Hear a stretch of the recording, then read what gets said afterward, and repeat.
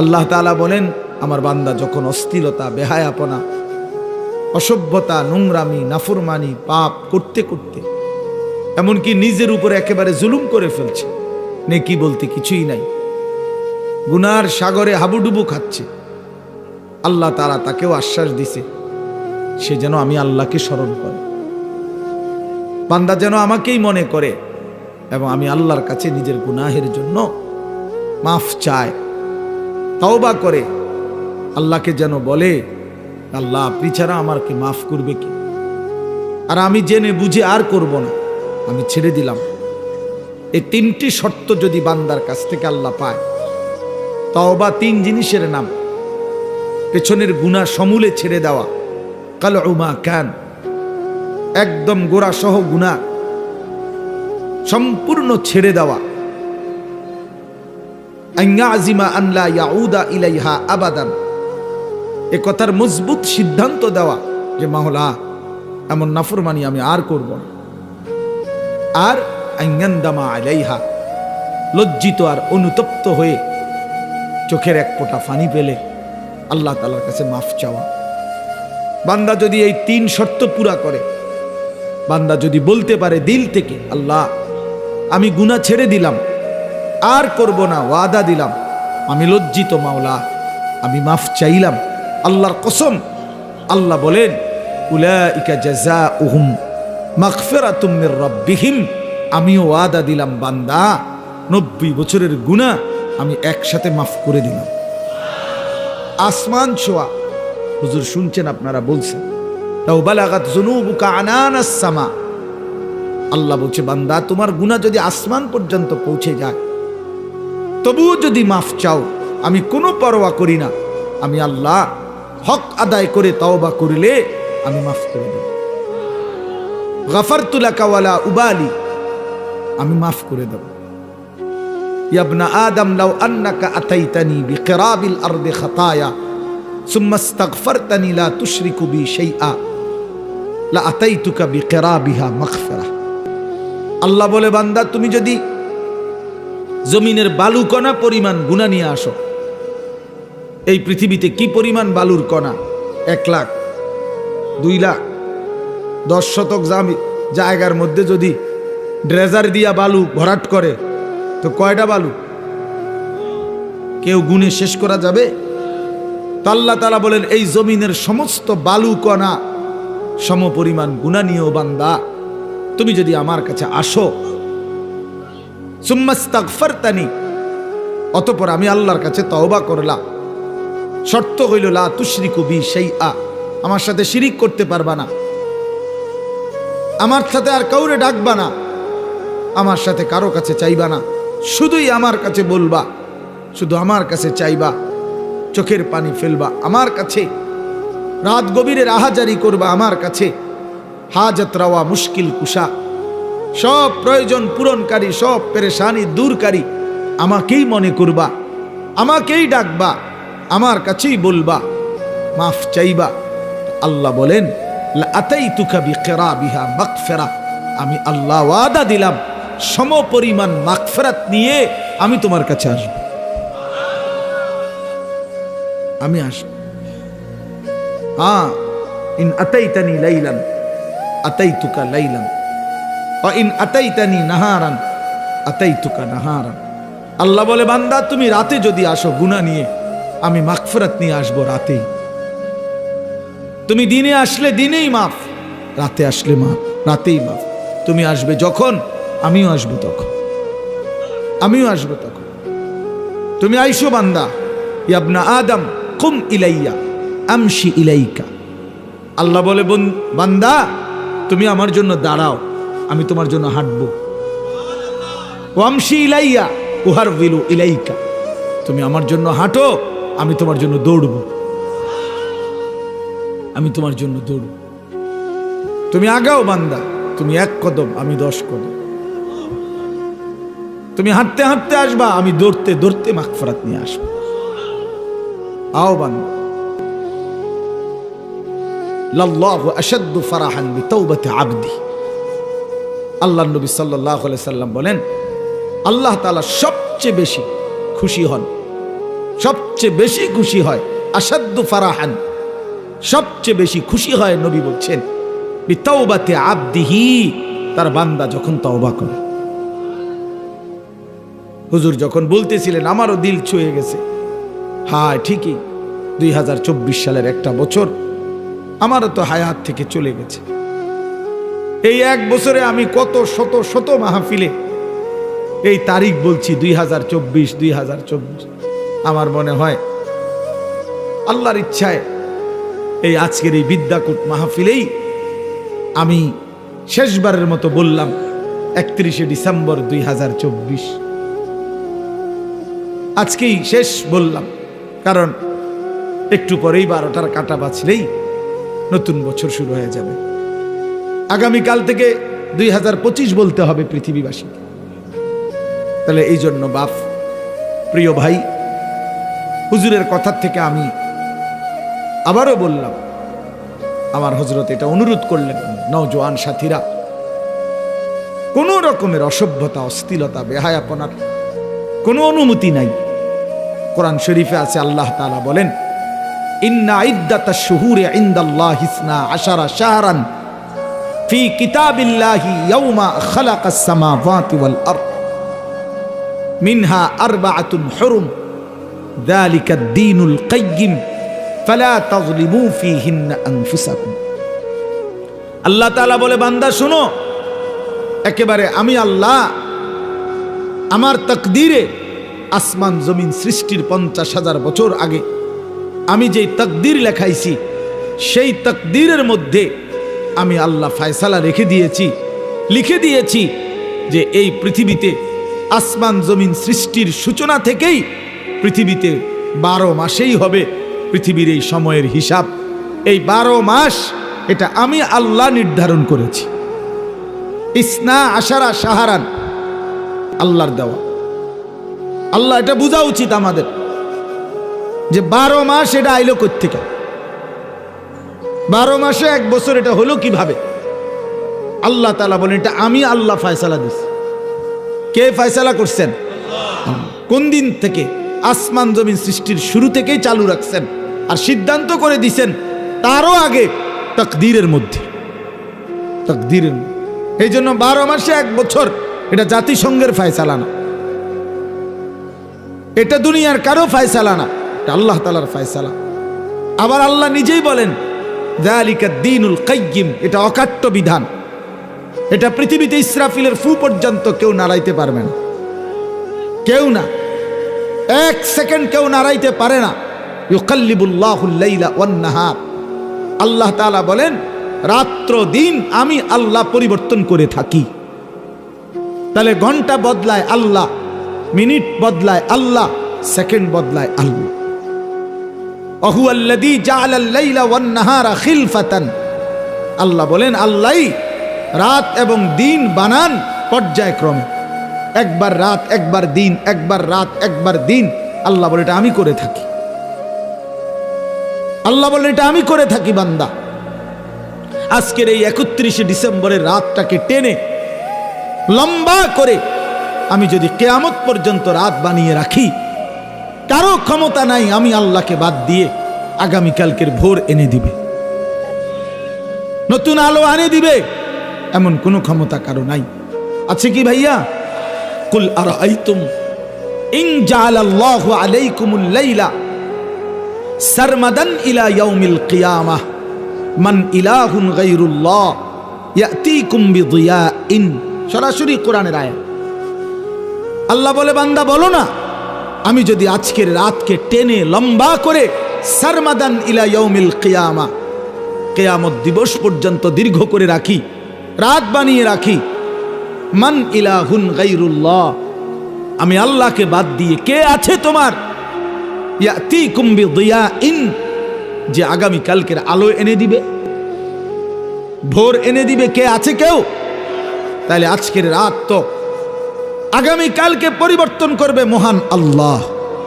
তো সেই আল্লাহর নাফরমানি করা, সেই আল্লাহর অবাধ্যতা করা, এটা কিভাবে একজন বিবেকবান, সুস্থ, স্বাভাবিক, কমপক্ষে শেষ 1 ফোঁটা ইমানের রক্ত আছে যার শরীরে, এক পবিত্র মায়ের বুকের দুধ খাইছে যেই মুসলমানের বাচ্চা, সে কিভাবে আল্লাহর দেওয়া রাতে, আল্লাহর দেওয়া দিনে, আল্লাহর দেওয়া বছর, আল্লাহর দেওয়া মাস, আল্লাহর দেওয়া প্রতি সেকেন্ডে সে আল্লাহকে বৃদ্ধাঙ্গুলি দেখায়া আল্লাহর নাফরমানির মাধ্যমে কিভাবে উদযাপন করতে পারে?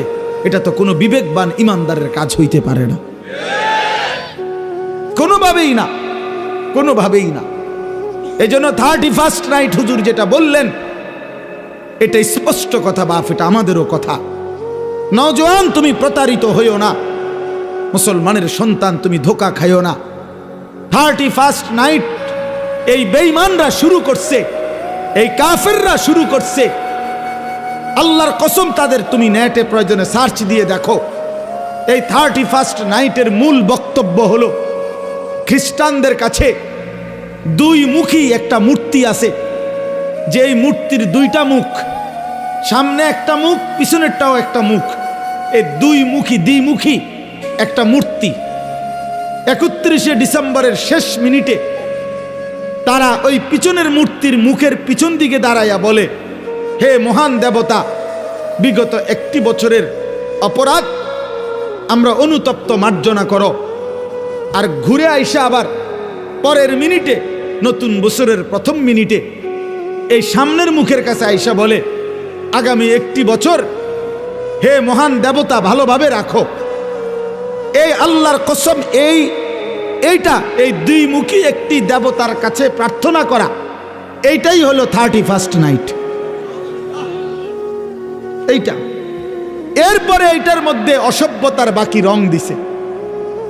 এই গান বাদ্য, নাচ গান, জিনা, ব্যভিচার, হোটেল রেস্তোরাঁ, মদের বার, নারী পুরুষের অবাধ মেলামেশা, উলঙ্গপনা, অসভ্যপনা, এগুলো কোনো কুকুর বিড়াল করতে পারে, কোনো জানোয়ার করতে পারে, কোনো ইমানদারের সন্তান করতে পারে না, কোনো মুসলমানের বাচ্চা এটা করতে পারে না, কোনো ইমানদারের সন্তান এটা করতে পারে না। এ তো বেঈমানের আখলাক, এ তো দুশ্চরিত্র, লম্পট। জিনাখোর কখনো পবিত্র হয় না। হারাম সম্পর্ক, বিবাহ বহির্ভূত ছেলে মেয়ের অবৈধ যেই কোনো রকমের সম্পর্ক, এটা তো জিনা, এটা তো ব্যভিচার, ব্যভিচার, ব্যভিচার, ব্যভিচার। এটা অতএব ব্যভিচারিত, ধিক্কৃত, ব্যভিচারিত, ধিক্কৃত কোনো জিনাখার, কোনো ব্যভিচারী, কোনো লম্পট, কোনো চরিত্রহীন, সে তো সভ্য, ভদ্র, শিক্ষিত, চরিত্রবান কোনো হতেই পারে না। এই জন্য 31st নাইট যারা উদ্বোধন করে, উদ্বোধনের নাম করে, উদযাপনের নাম করে নাচে, গায়, ফুর্তি করে, এরা অসভ্য, এরা অসভ্য, এরা অসভ্য, এরা চরিত্রহীন, এরা লম্পট, এরা লম্পট, এরা লম্পট ছাড়ার কিচ্ছু না। এরা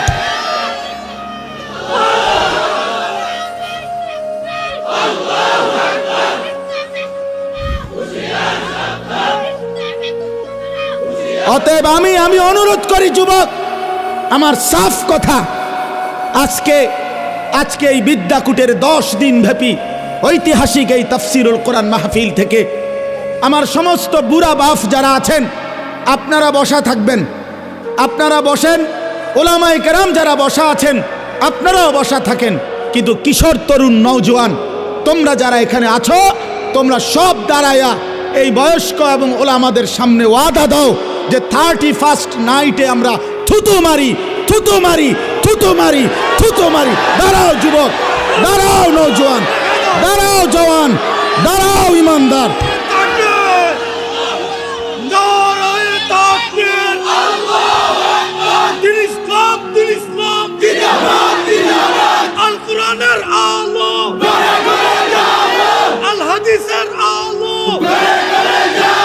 বলেন যে 31st নাইটে থুতু মারি, থুতু মারি, বলো থুতু মারি, থুতু মারি।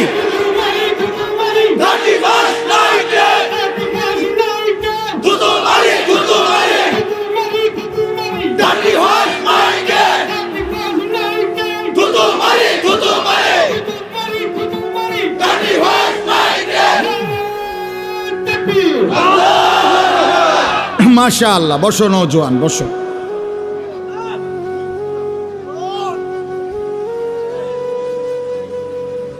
নওজোয়ান তোমরা, আগামীর ইসলাম তোমাদের হাতে ইনশাআল্লাহ।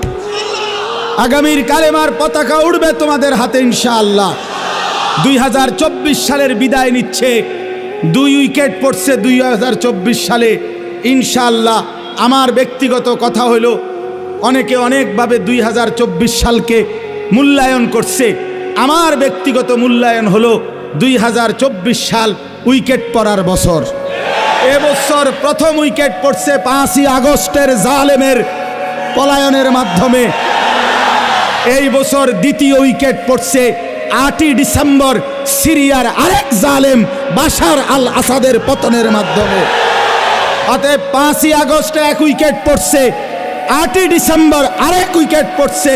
এই জন্য এবছর বোলিং ভালো হয়েছে, কড়া বোলিং হয়েছে এবছর। 24 সাল উইকেট পড়ছে ভালো, ইনশাআল্লাহ আগামীতে আরো উইকেট পড়বে। আগামীর উইকেট ইসরায়েলের ওই কুত্তা প্রধানমন্ত্রী নেতানিয়াহুর উইকেট, ইনশাআল্লাহ ওই উইকেটটাও পড়ে যাবে ইনশাআল্লাহ। ফিলিস্তিনের বিজয় হবে ইনশাআল্লাহ, কালেমার বিজয় হবে ইনশাআল্লাহ। এত রক্ত, এত শাহাদাত, এত খুন, মুমিনের এত রক্তের বিনিময় মহান আল্লাহ দেবে ইনশাআল্লাহ। আল্লাহ আছে, এখনো আছে। যে মালিক 5ই আগস্টের জালেমকে পলায়ন করতে বাধ্য করেছে, 8ই ডিসেম্বরের জালেমকে পলায়ন করতে বাধ্য করেছে, সেই মালিক ইসরায়েলের কুত্তাকেও পলায়ন করতে দিবে ইনশাআল্লাহ। গুজরাটের কসাই ইমানদার মুসলমানকে ইন্ডিয়ার জমিনে গুজরাটে হত্যাকারী যেই জালেম, সেই নরেন্দ্র মোদীর উইকেটটাও পড়ে যাবে ইনশাআল্লাহ। ইনশাআল্লাহ মনে রাখো, অচিরেই যুবক মনে রাখো, বাংলাদেশের গলিতে গলিতে, রাস্তার মোড়ে মোড়ে, বাজারে মার্কেটে, জেলা উপজেলা, গ্রামে গঞ্জে মাদ্রাসা গড়ে উঠছে। মুসলমানের সন্তান দলে দলে আল্লাহর কোরআন পড়তেছে, হাফেজে কোরআন হইতেছে। সমাজের দিন মজুর একেবারে খেতে খামারে কাজ করে, তারাও তাদের সন্তানকে হাফেজ বানাচ্ছে। সমাজের একেবারে উচ্চ পদস্থ ব্যক্তি যারা, তারাও তাদের সন্তানকে কোরআনের হাফেজ বানাচ্ছে। এটাই প্রমাণ করে আগামীর পৃথিবী ইসলামের পৃথিবী ইনশাআল্লাহ, আগামীর পৃথিবী কোরআনের পৃথিবী ইনশাআল্লাহ। অতএব 130 কোটি ভারতীয় বেঈমান আমাদেরকে চোখ রাঙ্গাইলে আমরা এক বিন্দুও ভয় পাই না। 130 কোটি ইন্ডিয়ার বেঈমানকে আমরা গণাত ধরি না, গণায় ধরি না। আমগরে আলু দিবে না, আটা দিবে না, পেঁয়াজ দিবে না। আলু, পাটা, আটা, পেঁয়াজ তার আব্বার। মোদি তোর আব্বার এগুলো বলে। মাশাআল্লাহ, মাশাআল্লাহ। অতএব এটা কারো বাপের না, তাদের আলু, আটা, পেঁয়াজ এগুলো মোদির বাপের বলে, ভারতের আব্বার এগুলো। তোদেরকে বেটা 130 কোটি বেঈমানকে যিনি প্রতিদিন চাল, ডাল, আলু, পেঁয়াজ, ভাত, মাছ খাওয়ায়, তিনি তো আমার আল্লাহ বেটা। আরে আমার আল্লাহ, আমি আজকে যারে এশার নামাজে সেজদা দিছি তিনি তোরে খাওয়ায়। আমি আজকে যারে মাগরিবে সেজদা দিছি তিনি তোরে খাওয়ায়। আমি আজকে যারে আসরের নামাজে সেজদা দিছি তিনি তোদেরকে খাওয়ায়। আমি যারে জোহরে সেজদা দিছি তিনি তোদেরকে খাওয়ায়। আমি ফজরে যারে সেজদা দিছি তিনি তোদেরকে খাওয়ায়। বেঈমান, আমার আল্লাহ তোরে খাওয়ায়, তুই আমারে ধমক দেস কেন? কথা বলেন না কেন? ওরা আমগো ইমানদারকে ধমক দেয়। মন্ডাসে এখন গিয়ে কই নাই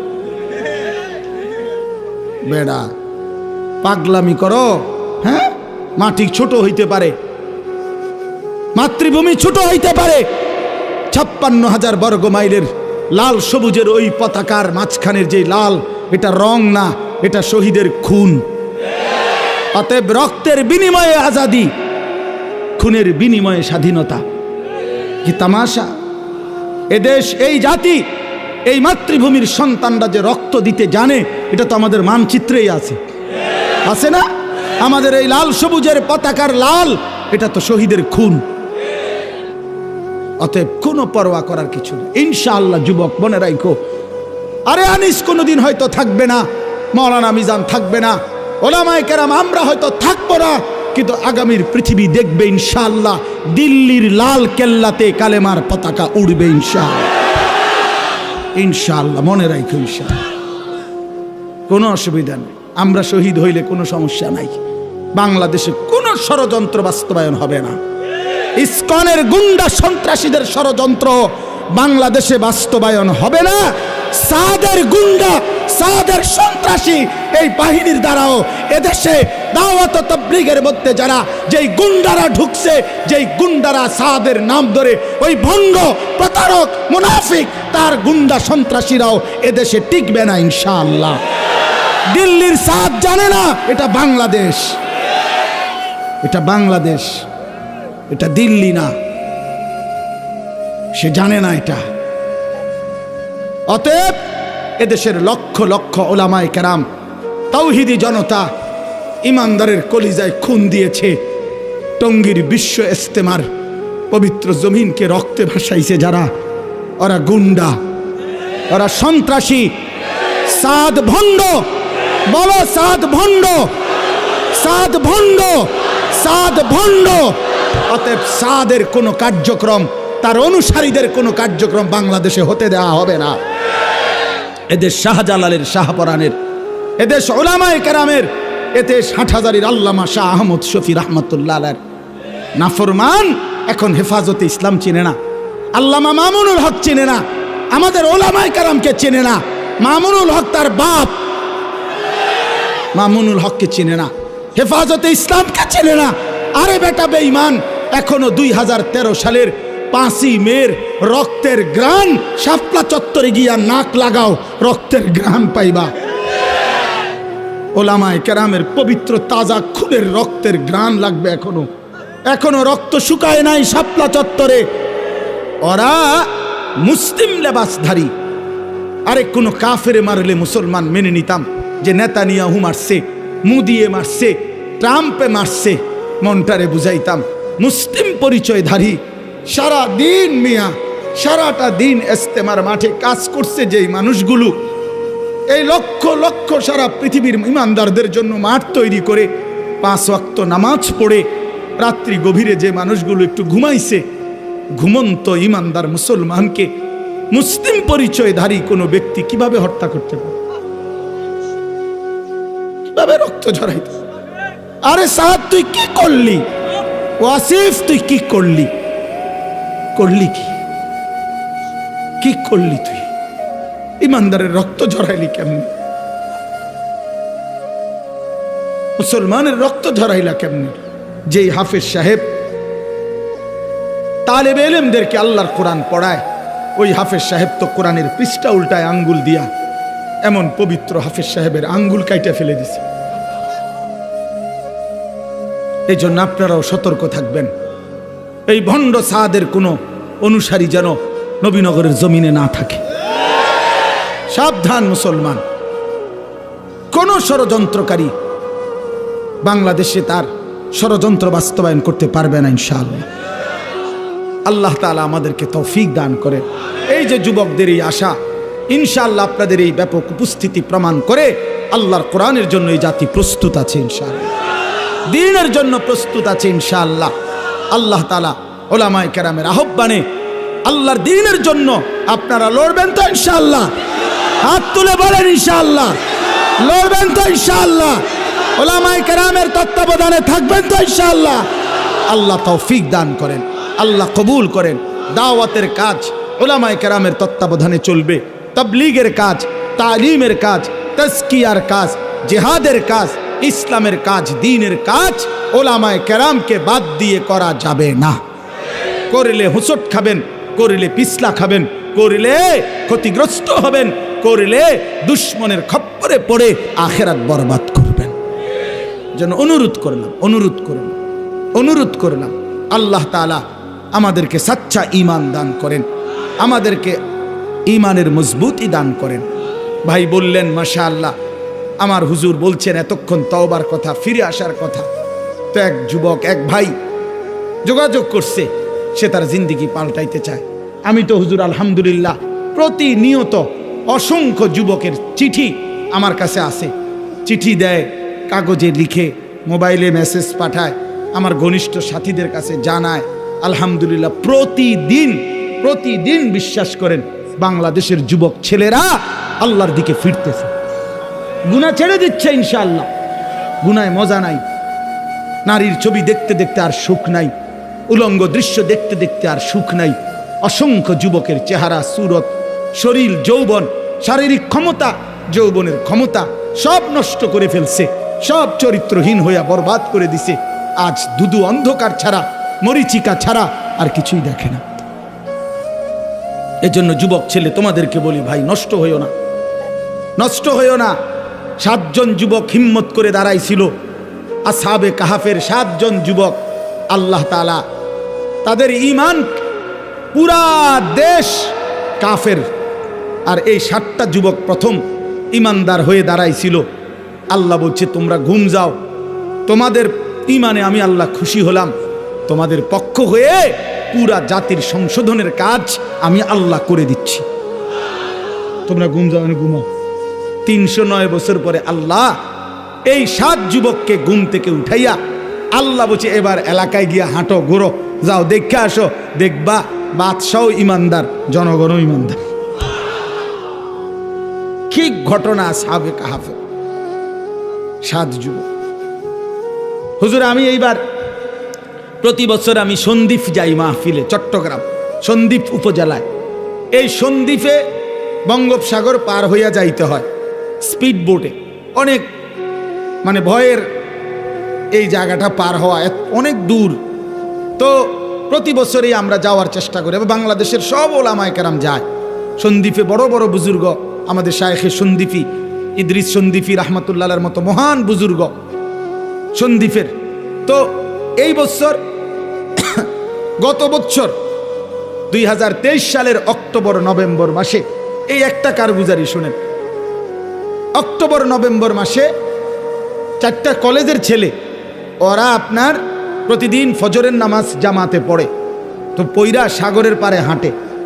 একদিন তারা গত বছর নিজেদের মধ্যে বলতেছে যে আচ্ছা আমরা যে প্রতিদিন ফজর পড়ি, হাঁটি, তো আমরা একটা কাজ করি, চলো না হাইটা আমরা এই সকাল টাইমটা আমাদের বন্ধুদেরকে ফজরের নামাজের জন্য উঠাই, ফজর ক্যাম্পেইন, ফজরের জন্য গণসংযোগ করি, চলো। এই কথা নিয়ত করে 4 বন্ধু কি করবে, কার কাছে যাবে, একটা খসড়া পরিকল্পনার জন্য একটা কাগজ খুঁজছি, আর এই যে লেখি আমরা অহনি অন কাগজ নাই তাদের, এই মুহূর্তের লগে সাথে কাগজ ছিল না। তো এই ছেলেটা বলতেছে, কয় হুজুর সিগারেটের একটা প্যাকেট সাগরের পার থেকে খুঁজে নিছি, নিয়ে সিগারেটের প্যাকেটের ওই ভিতরের অংশটা সাদা না, কয় এইটাত বইয়ে লিখছি, লেখা ঠিক করে আমরা কোথায় কোথায় যাব, কেমনে কেমনে করব।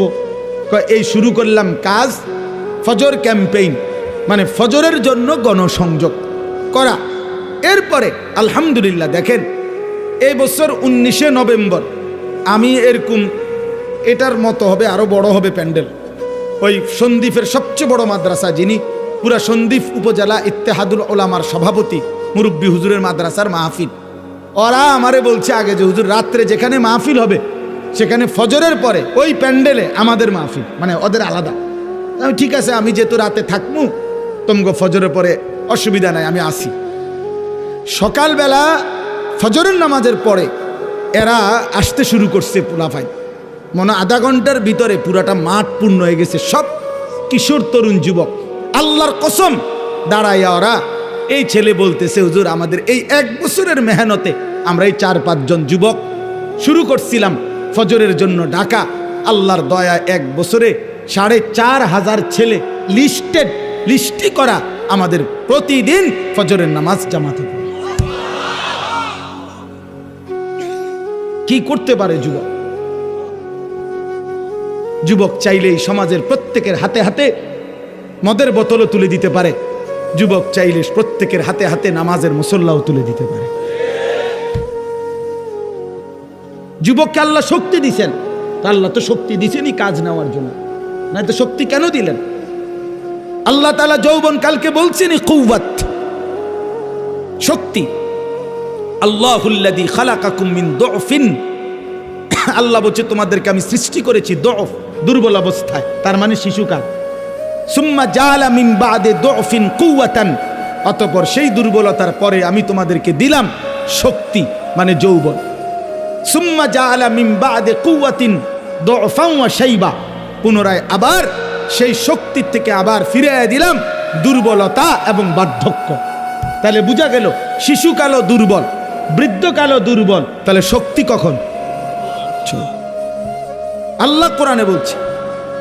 এই জন্য অনেক নওজোয়ান, আমি তোমাদের জন্য দিল থেকে দোয়া করি বন্ধু, রাত এই গভীরে আমরা প্রত্যেকেই এই 10 দিন ব্যাপী ঐতিহাসিক এই তাফসীরুল কোরআন মাহফিলে তোমরা নিজেকে পরিবর্তনের সিদ্ধান্ত নাও।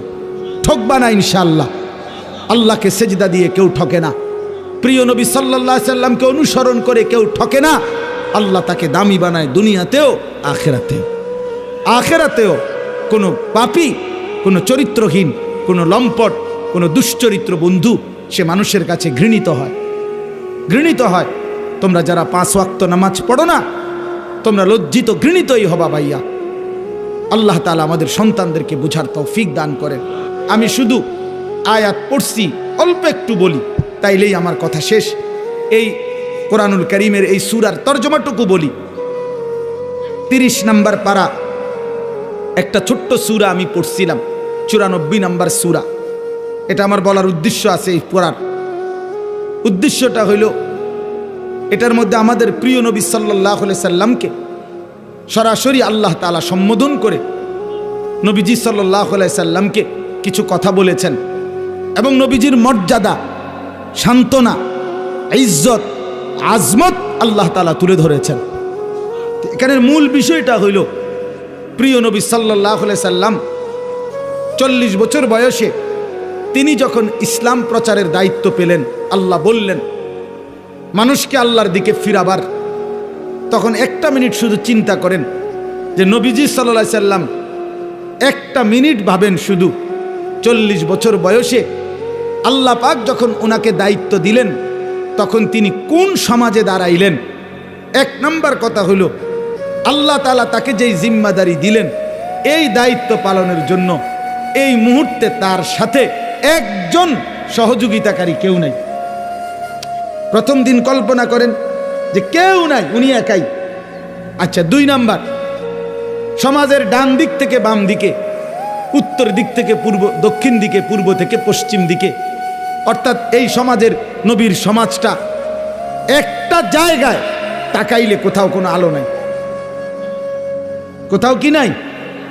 মানে এই আলো না, ইনসানিয়াত, মনুষ্যত্ব বলতে, মানবতা বলতে কিচ্ছু নেই। আল্লাহ চেনে না, আখেরাত চেনে না, ইবাদত বুঝে না, মৃত্যু কি জানে না, কবর কি বুঝে না, আখেরাত বলতে কিছুই জানে না। পৃথিবীর সমস্ত অপরাধ এক কথায় যা হইতে পারে তার সব কিছু তারা তখন করতেছে, ঠিক কি না? চুরি, ডাকাতি, জিনা, ব্যভিচার, মদ, জুয়া, সুদ, ঘুষ, ধর্ষণ, নির্যাতন, লুণ্ঠন, ছিনতাই, রাহাজানি, মূর্তি পূজা, শিরিক, কুফর, সব কিছু 16 আনা। এখন এই অবস্থায় একটি গোটা পৃথিবীর মানুষকে সংশোধনের জন্য একজন রাসূলকে দায়িত্ব দেওয়া হইল। উনি যদি 1 মিনিট চিন্তা করে, হায় আল্লাহ, কোন দিক দিয়ে শুরু করবো, কেমনে শুরু করবো, বুঝামু কেমনে, কারে কমু কিতা, যে এই পরিমাণ সদর বদর, এটি বাইল করমু কেমনে আমি, ঠিক না কথাটা? চিন্তা করলে কি পরিমাণ অন্ধকার।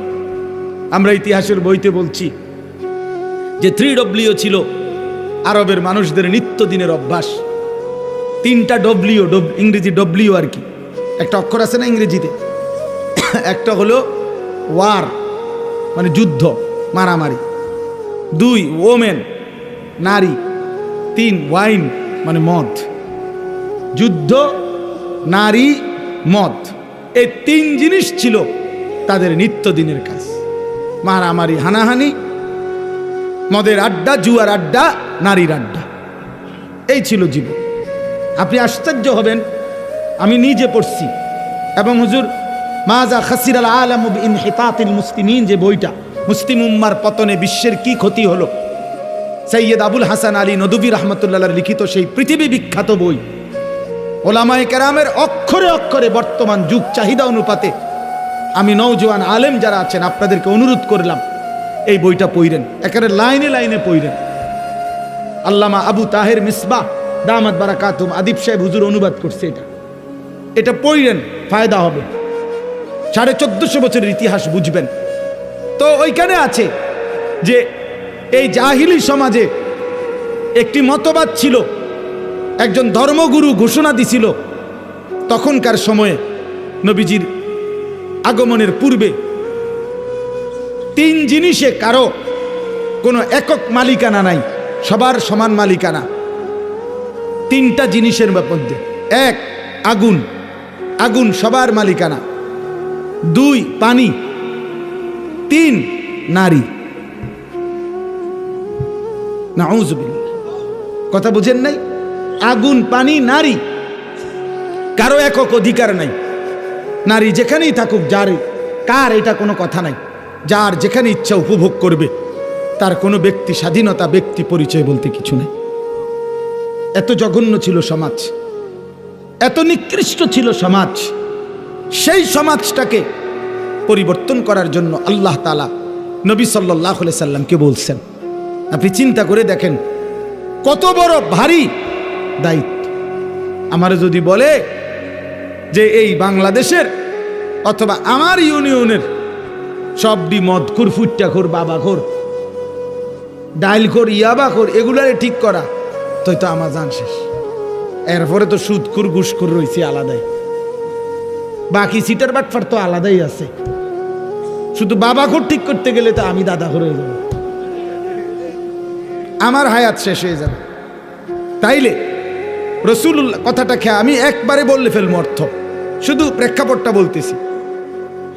নবী সাল্লাল্লাহু আলাইহি সাল্লামকে তাইলে আল্লাহ তাআলা কত বড় ভারী জিম্মাদারি দিছে। শুধু আরব না, নবীজি শুধু আরবের না, গোটা পৃথিবীর সংশোধন। আল্লাহু আকবার, গোটা পৃথিবীর সংশোধনের দায়িত্ব আল্লাহ দিছেন। আচ্ছা, এই তো একটা বিষয়। তাহলে কাজটা অনেক ভারী ছিল কিনা, যথেষ্ট পেরেশানির বিষয় ছিল কিনা? কি হবে, মনে হয় যেন একটা মহাসাগরের মাঝখানে ওনারে দাঁড় করাই দিছে যে এইবার আপনি এই সাগর পাড়ি দেন। আচ্ছা, কিভাবে? নৌকা নাই, বাহন নাই, জাহাজ নাই, অর্থাৎ কেউ নাই, মনে হয় যেন এরকম ভাবে। আচ্ছা, 2 নাম্বার, একে তো দায়িত্ব দিছে, কঠিন দায়িত্ব বোঝা। এবার আল্লাহ তাআলা বলছেন আরেকটা কথা, ফাস্তাকিম কামা উমিরতা। বন্ধু সাবধান, আপনাকে যেই আদেশ করা হয়েছে, যেই দায়িত্ব মানুষের সংশোধন, আমার বান্দাদের পরিবর্তন, এটার থেকে এক সুতা, এক চুল আপনি কিন্তু নড়বেন না। ফাস্তাকিম, মজবুত থাকেন, অটল থাকেন, অবিচল থাকেন, সুখে থাকেন আর দুঃখে থাকেন, জুলুম করুক, অত্যাচার করুক, নির্যাতন করুক আর বিদ্রুপ করুক, পাথর মারুক আর উটের নারী ভুড়ি চাপায় দোক, আপনারে পাথর মারুক আর যাই করুক, আপনার পেটে ভাত থাকুক কিংবা না থাকুক, আপনার সাহাবীদেরকে অত্যাচার করুক আর শহীদ করুক, ফাস্তাকিম, আপনি কিন্তু এক সুতা, এক চুল নড়বেন না। আপনার কাজ, আপনার দায়িত্ব, আপনার জিম্মাদারি আপনি আদায় করবেন। তাহলে এবার 2টা বিষয়, এক, দায়িত্বটা অনেক ভারী, আবার বলছে বাদন যাইতো না, ছাড়ন যাইতো না। বিষয়টা কেমন কঠিন হয়ে গেল, কঠিন হয়ে গেল কিনা? রাসূলুল্লাহ সাল্লাল্লাহু আলাইহি সাল্লাম এই পেরেশানি, চিন্তা, উম্মতের ফিকির, সংশোধনের ফিকির, মানুষকে আল্লাহর দিকে ফিরাবার ফিকির, নবীজির অবস্থা হয়েছে যেন এমন যে কোমর বাঁকা যাইতেছে, অর্থাৎ টেনশনে, আমি কি করব, কিভাবে করব? তো আল্লাহ তাআলা বলেন, বন্ধু এই সব কিছুর মোকাবেলায় আপনি শুধু এবার শুনেন, যার আল্লাহ আছে তার তো সবই আছে, তার সবই তো আছে। তা আমি সব ব্যবস্থা করতেছি, আপনারা দায়িত্ব দিয়া, আমি তো আজার না, আমি আপনার জন্য সিস্টেম করতেছি, সবটা আমি সিস্টেম করে দেব। আপনি শুধু মজবুত থাকেন, আপনি শুধু কাজে নামেন, বাকিটা আমি দেখব। তো রাসূলুল্লাহ সাল্লাল্লাহু আলাইহি সাল্লাম সিদ্ধান্ত নিলেন কাজে নামবেন, আল্লাহর দ্বীন প্রচার করবেন মজবুতির সাথে। তো আল্লাহ তাআলা বলেন, এবার আমার কুদরতি ব্যবস্থাপনা আপনার জন্য শুনেন। 1, আলাম নাশরাহ লাকা সাদরাক, আমি আল্লাহ প্রথম আপনার দিল, আপনার কলিজার ভিতরে এলেম, হিকমত, আখলাক, হিম্মত, ইস্তেকামত, সুজাআত, বীরত্ব যা দরকার আল্লাহর দিন পৃথিবীর শেষ প্রান্ত পর্যন্ত পৌঁছাবার জন্য তার সবটা আমি আল্লাহই আপনার সিনাতে দিয়ে দিলাম। এবার নবী মক্কার কুরাইশদের সামনে, হাদিসে আছে, একদিন ঘোষণা দিছে যে মক্কাবাসী, আসমানের ওই সূর্য আমার যদি হাতে দাও, চাঁদটাও যদি আমার হাতে এনে দাও, আর আমারে যদি বলো কালেমার দাওয়াত ছেড়ে দিতে, আল্লাহর কসম মুহাম্মদ 1 সেকেন্ড আল্লাহর দ্বীনের দাওয়াত ছাড়বে না। এই কলিজার মধ্যে আল্লাহ এমন ঈমান দিয়েছে, ওয়াল্লাহি লা ওয়াদাতুমুশ শামসা ফি ইয়ামিনি ওয়াল কামারা ফি ইয়াসারি ওয়া আমারতুম আন আতরুকা হাযিহি দাওয়া লান আতরুকাহা হাত্তা উনাফিজাহা আও আমুতা ইলাল্লাহ। হয় জমিনে কালেমা বাস্তবায়ন হবে, নয় আমি শহীদ হয়ে আল্লাহর কাছে ফিরে যাব, কিন্তু মাঝখানে কোনো কম্প্রোমাইজ নাই, মাঝখানে কোনো কিছু নাই, এইরকম মজবুত। তাহলে আল্লাহ তাআলা বলেন, বন্ধু আপনার সিনার মধ্যে যা দরকার ইসলামের জন্য, দ্বীন প্রচারের জন্য, কালেমার প্রচারের জন্য, সমস্ত কিছুর মোকাবেলায় আমি আল্লাহ তা পূর্ণ দিয়ে দিয়েছি। 2 ওয়াদানা আনকা বিজরাক আল্লাযী আনকাদা যাহরাক, যেই টেনশন, যেই চিন্তা, যেই পেরেশানি, যেই অস্থিরতা আপনার বোঝার মতো আপনার কাঁধে চাপছিল, আমি আল্লাহ নিজে আপনার সেই বোঝা, যা আপনার পিঠ নুয়ে দিছিল, কোমর মনে হয় বাঁকা করে দিছিল টেনশনে, অস্থিরতায়, আমি নিজ হাতে তা দূর করে দিয়েছি, আমি নিজ হাতে দূর করে দিয়েছি। আপনি শুরু করছেন, আমি আল্লাহ একজন একজন করে আপনার পক্ষে ইমানদার আনতে থাকছি। প্রতিটা সাহাবী যারা আপনার হাতে কালেমা পড়ছে, এ তো আমি আসমানের ফয়সালা। উলাইকাল্লাযীনা ইমতাহানাল্লাহু কুলুবাহুম লিত্তাকওয়া, আমি পরীক্ষা করে করে সাহাবী পাঠাইছি, অতএব আপনার বোঝা আমি আল্লাহই হালকা করে দিয়েছি। এরপরে আল্লাহ বলেন, আরো অনেক ব্যাখ্যা আছে, আমি শুধু সংক্ষেপে বললাম। এরপরে আল্লাহ বলেন, 3 নাম্বার ব্যবস্থাপনা হইল, আপনারে ওরা বিদ্রুপ করে। এই মানুষগুলো আপনারে কখনো বলে পাগল, কখনো বলে কবি শায়ের, কখনো বলে আপনি আবলাহ, নির্বোধ, আপনাকে জাদুকর বলে, বিভিন্ন কিছু জুলুম অত্যাচার করে, আপনারে বিদ্রুপ করে, আপনাকে লজ্জিত লাঞ্ছিত করে। আল্লাহ বলে, বন্ধু ঘাবড়াবেন না, ওয়ারাফা'না লাকা যিকরাক, গোটা মাখলুকাতের উপরে আমি আল্লাহ আমার পরে আপনার মর্যাদা সবকিছুর ঊর্ধ্বে তুলে দিয়েছি। বাদাজ খুদা বুজুর্গ তুই কিস্সায়ে মুখতাসার, আমি আল্লাহর পরে আপনার মর্যাদা সমস্ত সৃষ্টির উপরে। যেন আল্লাহ মেরাজে নিয়া আরশে আজিমের উপরে দাঁড় করাইয়া আল্লাহ যেন নবীকে বলছে, বন্ধু নিচের দিকে তাকায় দেখেন, আমার গোটা সৃষ্টি আপনার কদমের নিচে, আপনি গোটা মাখলুকাতের ঊর্ধ্বে, আমি আল্লাহর পরে, অতএব এটাই আপনার মর্যাদা। এরপরে আল্লাহ যেন বললেন, বন্ধু ওই আজানে দেখেন আপনার আমার নামের সাথে আপনার নামও বলতেছে, ওই একামতে শুনেন আমার নামের সাথে আপনার নামও বলতেছে, ওই নামাজে শুনেন, ওই দেখেন আমার বান্দা বসে বসে আত্তাহিয়াতু পড়ছে, একটু পরেই খেয়াল করবেন আল্লাহুম্মা সাল্লি আলা মুহাম্মদ, আপনার নামও নিতেছে। ও কবরের দিকে তাকায় দেখেন মুনকার নাকির প্রশ্ন করতেছে আমার বান্দাকে, আমার নামও নিছে, আপনার কথাও জিগাইছে। দেখেন দেখেন দেখেন আপনার কথাও জিজ্ঞাসা করছে। হাসরের ময়দানেও শুনবেন আপনার নাম, জান্নাতেও শুনবেন আপনার নাম। ইদা দুকিরতু জুকিরতা মাই, আমি আলোচিত হলে আপনিও আলোচিত হবেন। আমি আছি তো আপনি বন্ধু আছেন, আমার ইজ্জত সম্মান থাকবে তো আপনার সম্মানও থাকবে। মোহাম্মদ হামেদে হামদে খুদা বাস, খুদা মদহে আফরি মুস্তফা বাস।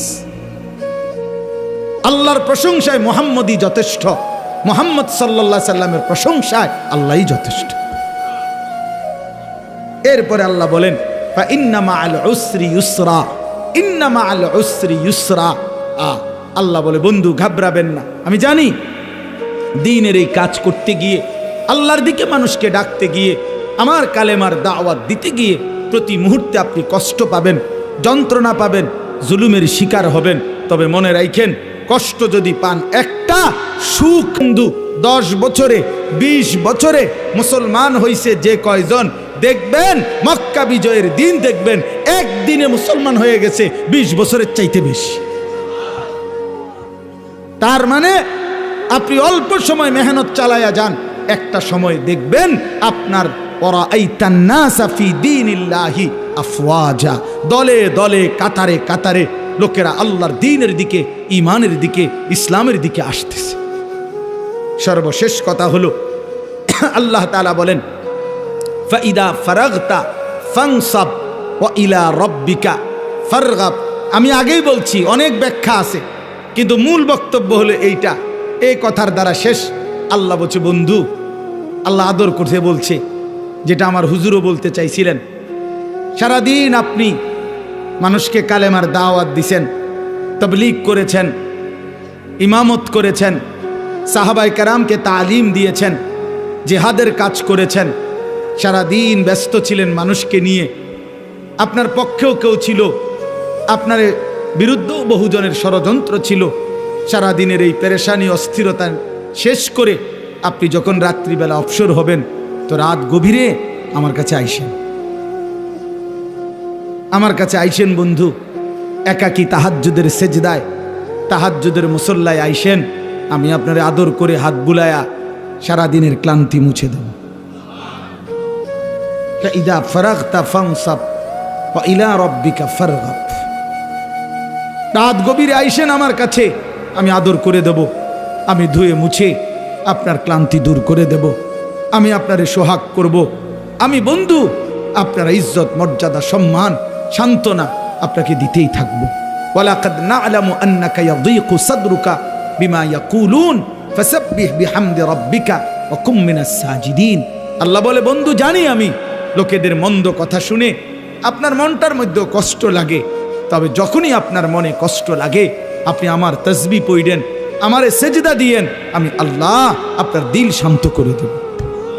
এজন্য রাত গভীরে আবারও ওই কথা আমার হুজুর বলছেন আপনাদের কাছে, শেষ রাত্রের আমল, শেষ রাত্রের কান্না, শেষ রাত্রের রোনা জারি বান্দাকে যেন আল্লাহ তাআলা একান্তই নিজের করে নেয়।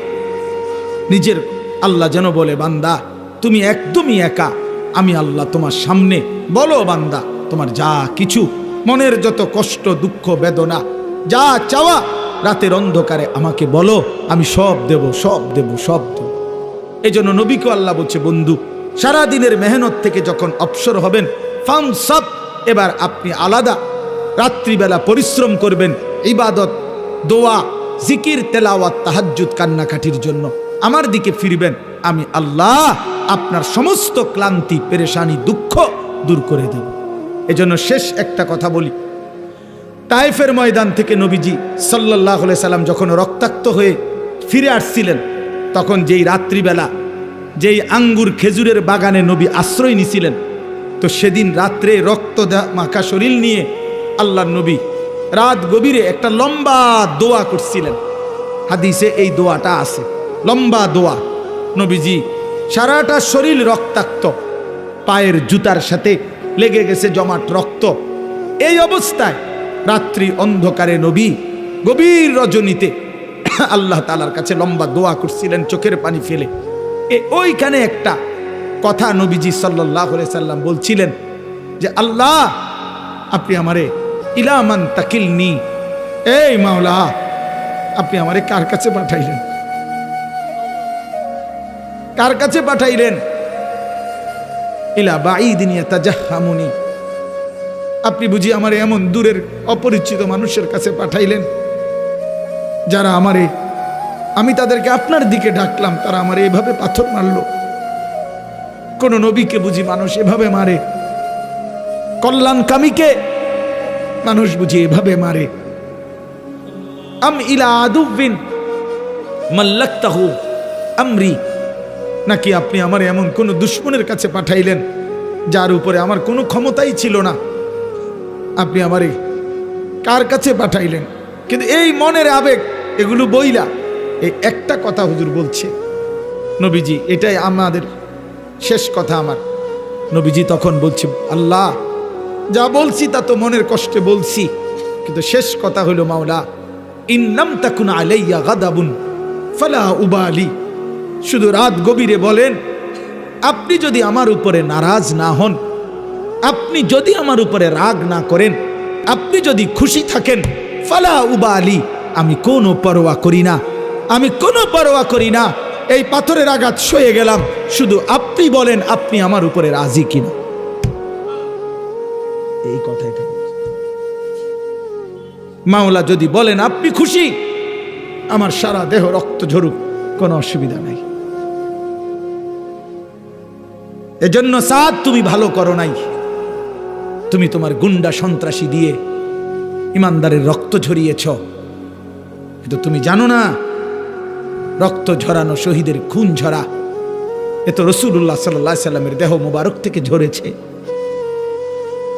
যদি মুমিনের উপরে আল্লাহ রাজি হয়, উলামায়ে কেরাম আজকে নতুন করে একদিন দুই দিন না, রাসূলুল্লাহ সাল্লাল্লাহু আলাইহি সাল্লাম যে ওয়ারাসাত উত্তরাধিকার উম্মতের উলামায়ে কেরামকে দিয়ে গেছে, 1450 বছরের উম্মতের উলামায়ে কেরাম আপনাদের পাহারাদার। আপনারা শুনতে চাইলেও আমরা বলবো, আপনারা শুনতে না চাইলেও আমরা বলবো, যেখানেই অন্যায়, যেখানেই কুফর, যেখানেই শিরিক, যেখানেই বিদআত, যেখানেই গোমরাহি, সেখানেই উলামায়ে কেরামের প্রতিবাদ। এটা চলতেই থাকবে, এটা চলতেই থাকবে, এটা চলতেই থাকবে, এটা চলতেই থাকবে। এই জন্য যুগ যুগ ধরে উলামায়ে কেরাম আপনাদের ঈমান আমলের পাহারাদারি করে, পাহারাদারি করে। ইমাম মুহাম্মদ রাহমাতুল্লাহ আলাইহি সারা রাত ঘুমাইতেন না, আমরা কিতাবে নিজে পড়ছি। ইমাম আবু হানিফার ছাত্র ইমাম মুহাম্মদ সারা রাত ঘুমাইতেন না, মাসআলা লিখতেন, ফতোয়া লিখতেন। তো উনারে জিগাইতো, হযরত আপনি ঘুমান না কেন?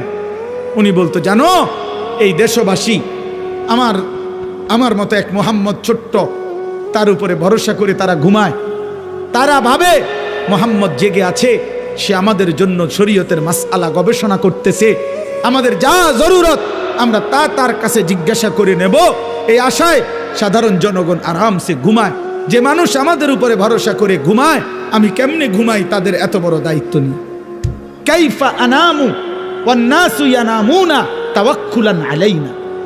এই আরবি আবার, আমি কিভাবে ঘুমাবো অথচ মানুষ তো আমার উপরে আস্থা রেখে ঘুমায়। যে মুহাম্মদ জেগে আছে, সে লিখতেছে, সে মাসআলা লিখতেছে। আল্লাহ তাআলা আপনাদের সবাইকে কবুল করে নেন। আজকের এই তাফসীর মাহফিলে আল্লাহ তাআলা আপনাদেরকে ভরপুর বরকত দান করেন। কোরআনের সাথে থাকবেন তো ইনশাআল্লাহ, আল্লাহর দ্বীনের উপরে থাকবেন তো ইনশাআল্লাহ, উলামায়ে কেরামের সাথে থাকবেন তো ইনশাআল্লাহ। আল্লাহ তাআলা আপনাদেরকে কবুল করেন, তৌফিক দান করেন। 10 দিন ব্যাপী তাফসীরুল কোরআন মাহফিলের সমস্ত আলোচনা আল্লাহর কোরআনের নূর আমাদের দিলের মধ্যে আল্লাহ জ্বালায়া দেন। আমিন। সুবহানাল্লাহি ওয়া বিহামদিহি।